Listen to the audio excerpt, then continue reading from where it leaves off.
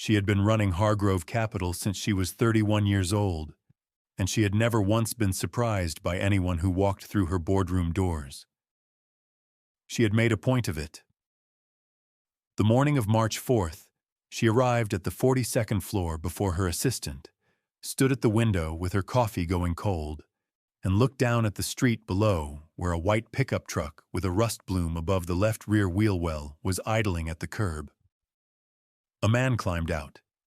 He was wearing canvas work pants and a flannel shirt worn through at one elbow. He glanced up at the building the way a person looks at weather, not afraid of it, just noting it. Victoria Hargrove watched him for 3 full seconds and then turned back to her contract papers. She would have him removed within the hour. She had no idea he had already dismantled her. Thomas Calloway had been a Finnish carpenter for 11 years, and he moved through a job site the way a surgeon moves through an OR, quiet, exact, missing nothing, spending no word or motion that was not required. His workshop occupied the ground floor of a building on Mercer Street that had been his father's before him, and on the morning of March 4th, it smelled of white oak shavings and cold coffee, and the particular stillness of a space where serious work had been done the night before. On the long center table lay 6 panels of bespoke cabinetry destined for the Whitmore Senate chamber renovation, each piece marked with the chamber's seal in pencil, each joint cut to a tolerance that would pass his father's thumb test, the one where you run your nail along the seam and feel for the gap that should not be there and is not there because you did not let it be. On the clipboard beside the panels, the name Nakashima Gallery, Tokyo. Beneath it, a collector's name that meant something to people who moved in rooms Thomas Calloway did not move in, and beneath that, a credenza specification in millimeters with a note that read, "Quarter sawn, no exceptions." On the wall above the workbench, Ellie's drawing of a house with a lopsided chimney and the words "Our House" in capitals that grew smaller toward the right side of the paper, because she always ran out of room at the end. Ellie was 6 years old and had her mother's eyes and her father's way of going quiet when a room got too loud.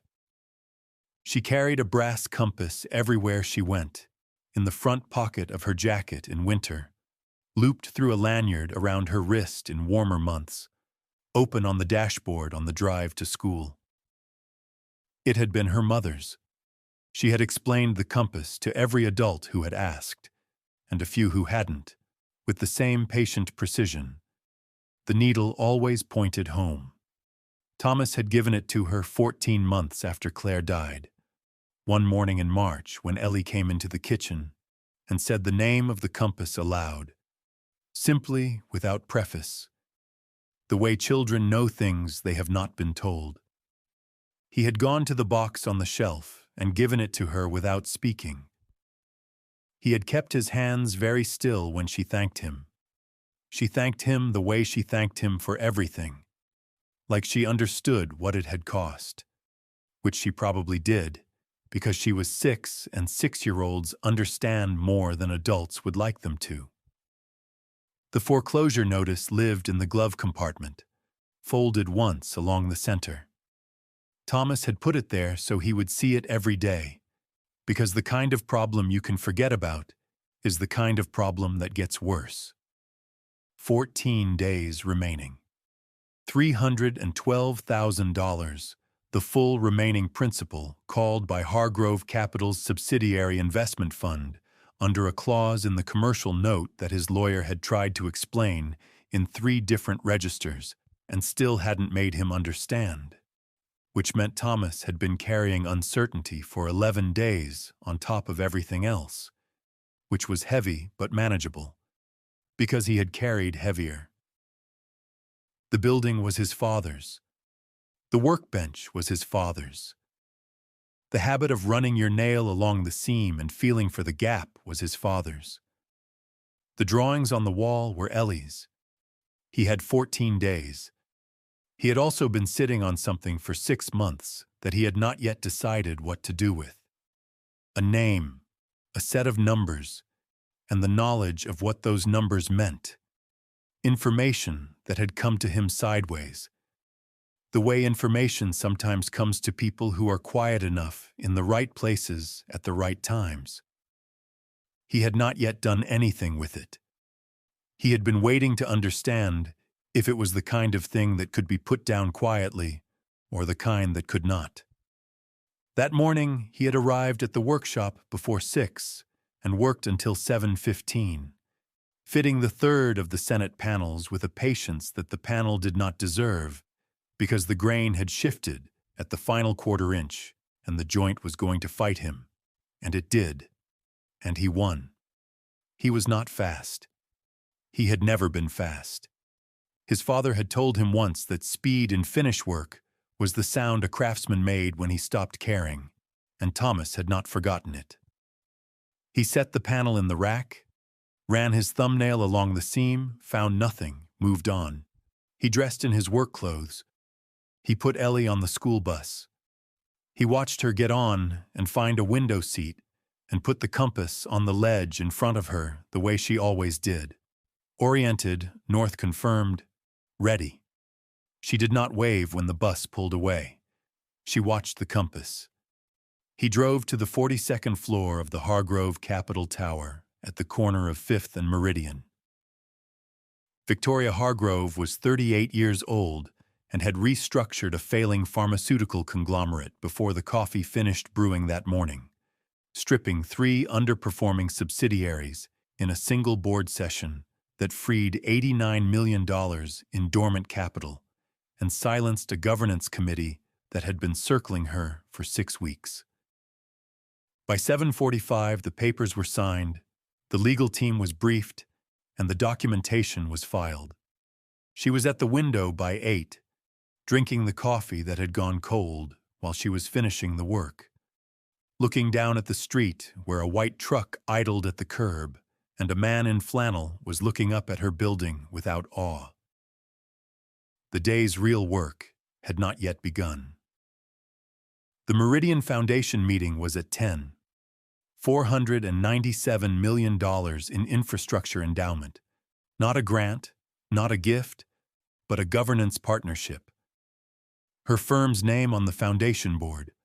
A contract that would define the public face of Hargrove Capital for the next decade.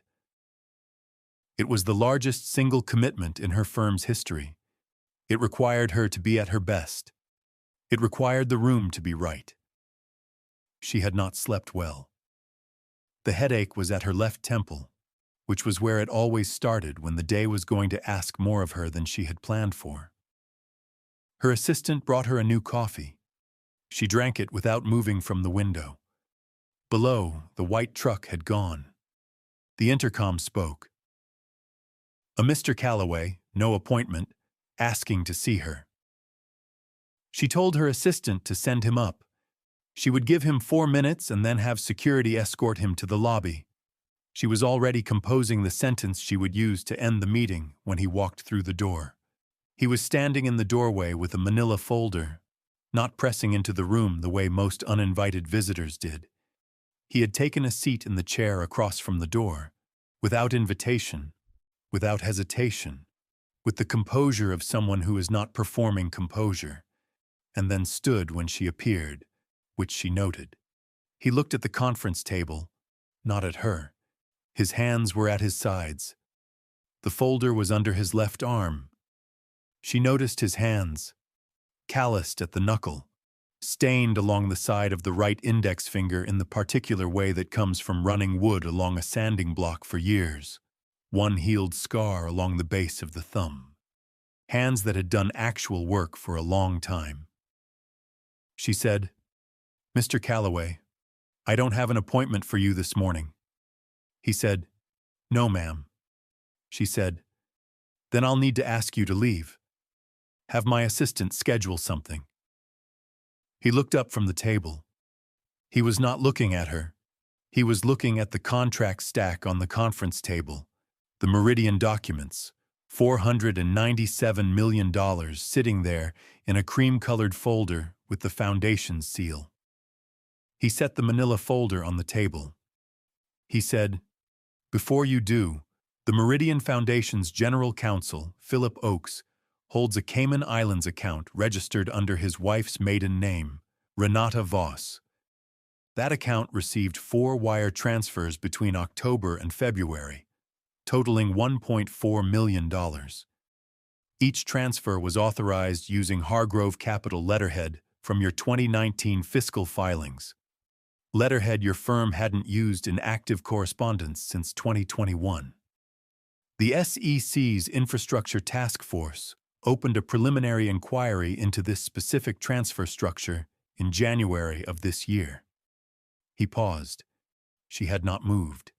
He said, "I have the transfer records, the authorization signatures, the letterhead provenance chain, and the task force inquiry memo. I'll leave them with you." He put the folder on the table. He turned. He walked out. She heard him cross the lobby. She heard the elevator. The floor went quiet. She did not pick up the Meridian contract. She picked up the manila folder. She called her senior counsel. She said, "Hold the 10 o'clock." She did not say why. She read the folder once, and then she read it again, and then she stood at the window for a long time. Long enough that her second coffee also went cold. Looking at the parking structure below where she could see the white truck's roof from this angle. The rust bloom visible even from up here. She told her assistant, "Find me everything there is on Thomas Calloway." The report came back in 40 minutes. She read it on her phone. Thomas Allen Calloway, 39 years old. Finnish carpenter, Mercer Street, 11 years in business.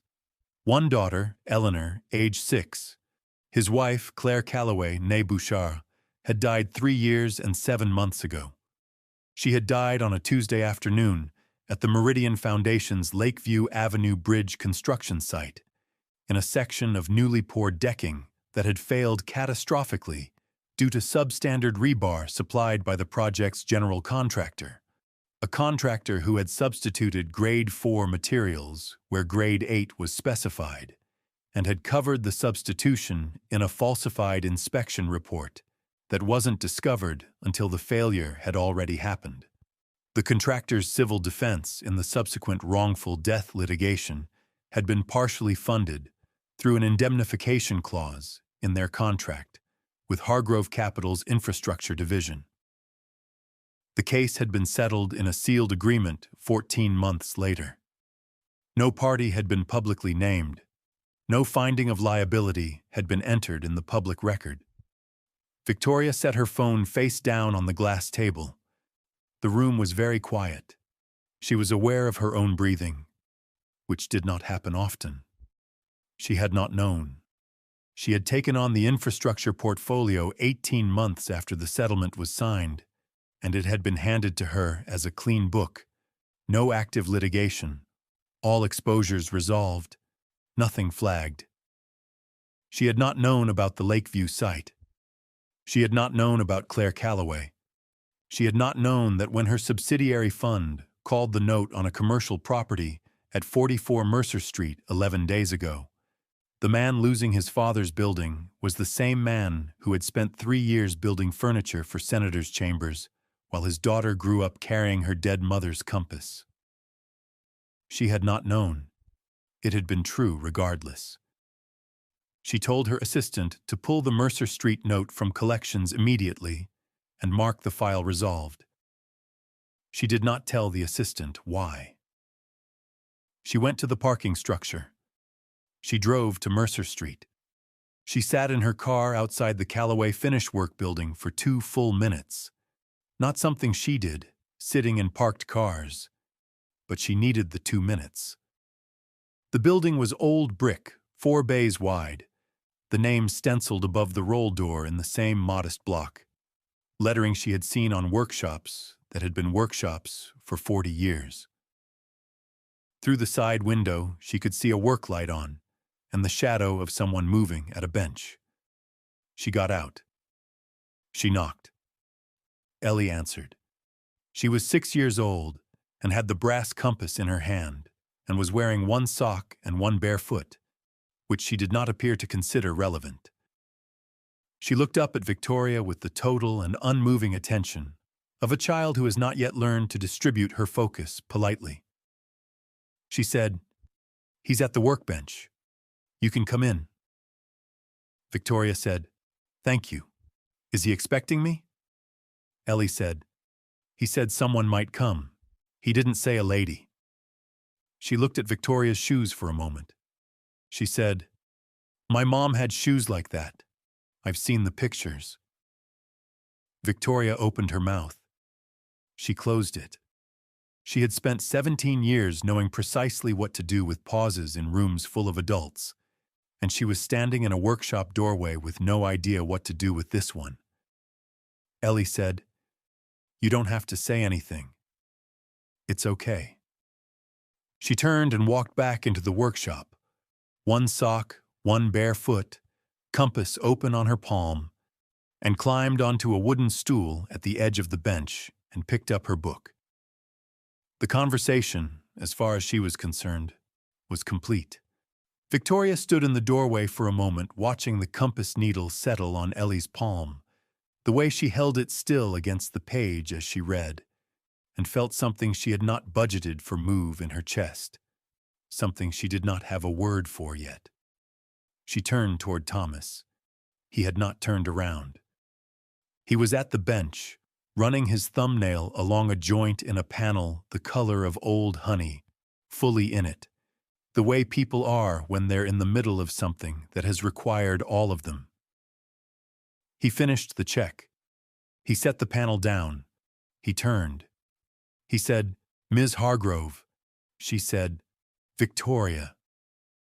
He looked at her the same way he had looked at her that morning, not at the currency of who she was, but at what was actually in front of him. Then he said, "I'll make coffee." She said, "You don't have to." He said, "I know." He made it. They sat at the work table with the Senate panels around them, and Ellie reading quietly on her stool and the work light making everything amber and specific, and Victoria talked. She told him all of it. She said it more plainly than she had said anything in a long time, in a voice she had been keeping back for years without knowing she was keeping it back.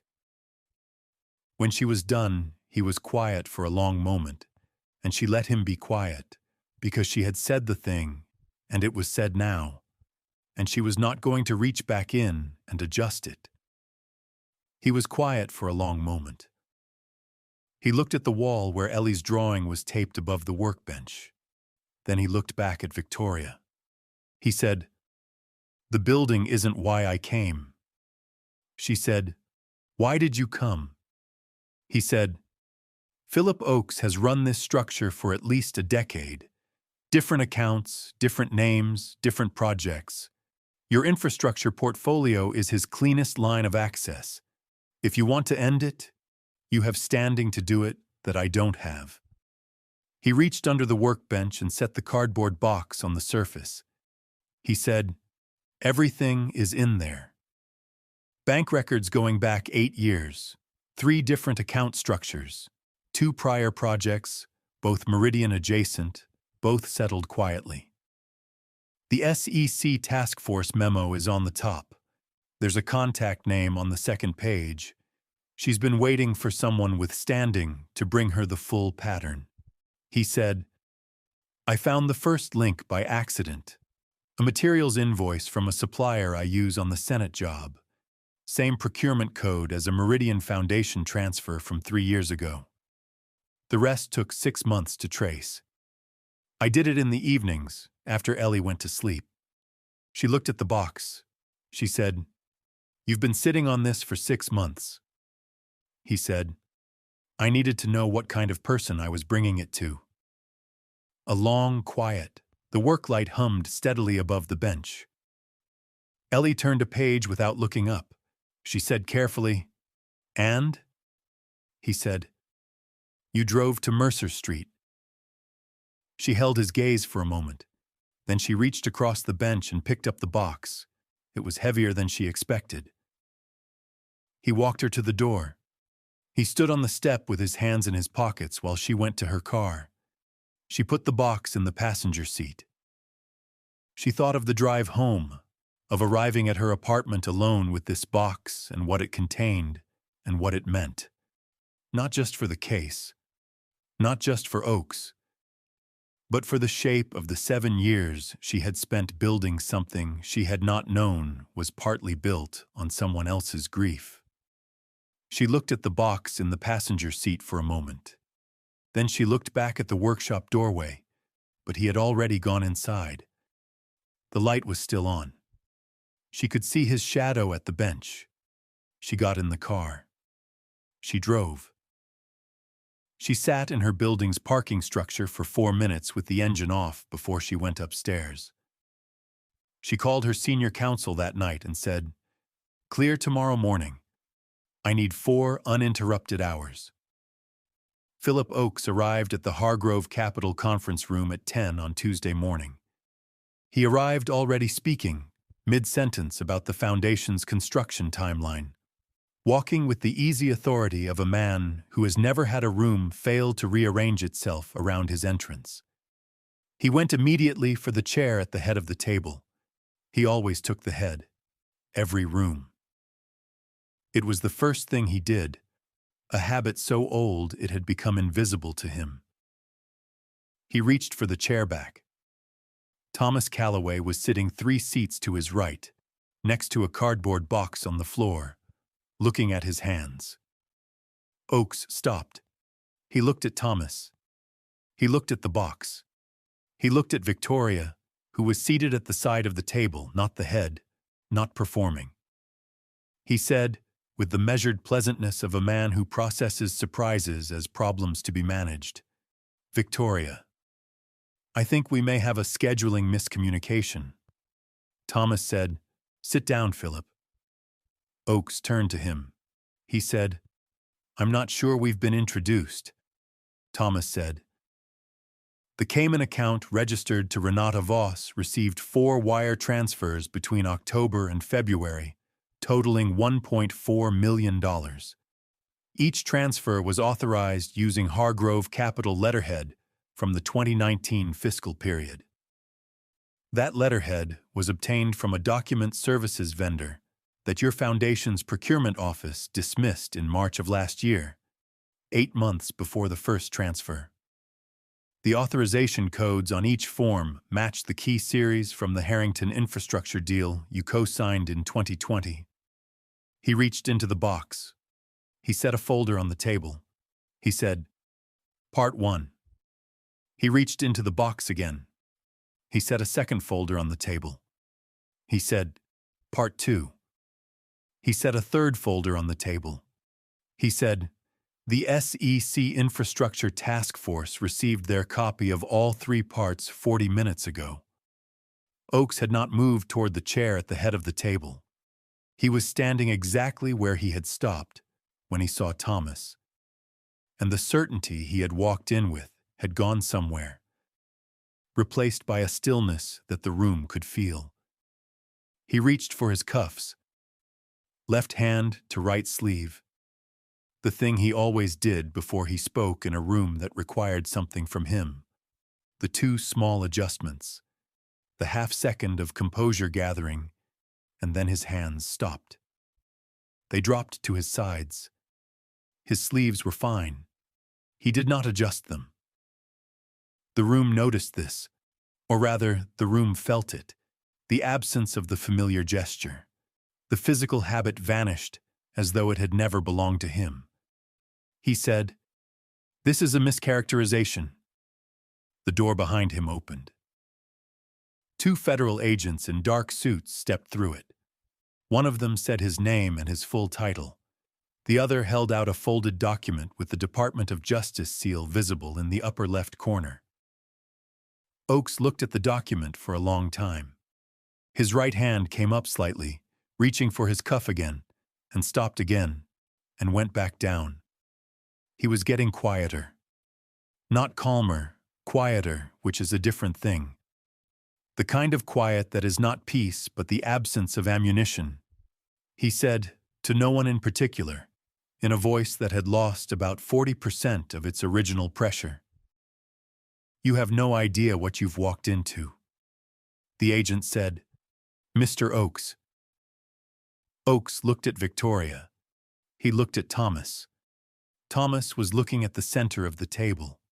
He had returned to looking at the center of the table several exchanges ago, the way a man returns to something he was doing before an interruption.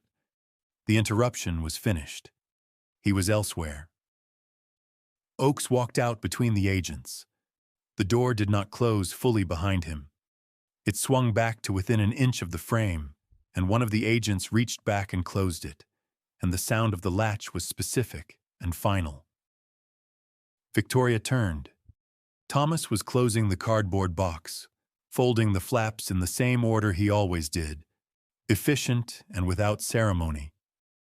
His face was doing something she could not immediately name, not satisfaction, not triumph, nothing that big or clean, something smaller.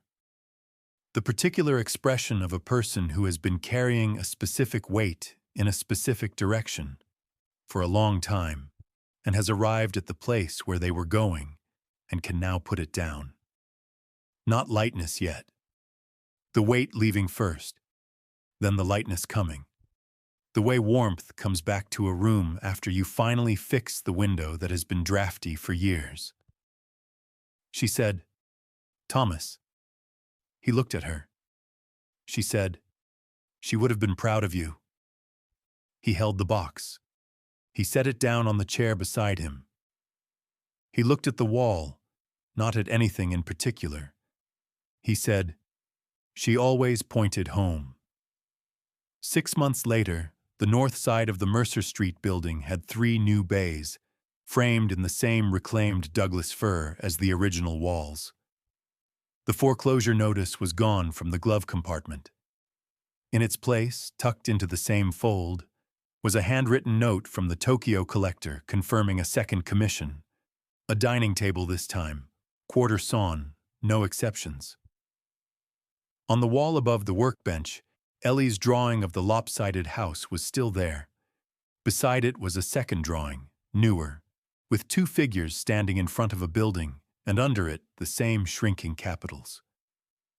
"Still our house." Ellie was in the yard with the compass open on her palm when Victoria came up the path on a Saturday in September. Ellie looked at the needle and then looked up. She evaluated Victoria for a moment, the way she evaluated everything, directly, without performance. She said, "It always points home. Did you know that?" Victoria crouched down to her level. She looked at the needle. She said, "I'm learning." Ellie said, "Dad says you can tell a lot about a person by what they do when they're lost." Victoria said, "What does he say to do?" Ellie said, with complete certainty, "He says you go back to what you know how to build." Thomas was in the workshop doorway watching. He watched Victoria listen to Ellie. He watched Ellie show her the compass needle and explain the cardinal directions in full, in the way she explained everything that mattered, slowly, because the listener deserved the time. He watched Victoria lean in to see better. His hand rested on the doorframe beside him. It stayed there. Some things are built with tools. Some are built with capital and leverage and the legal architecture of signed agreements.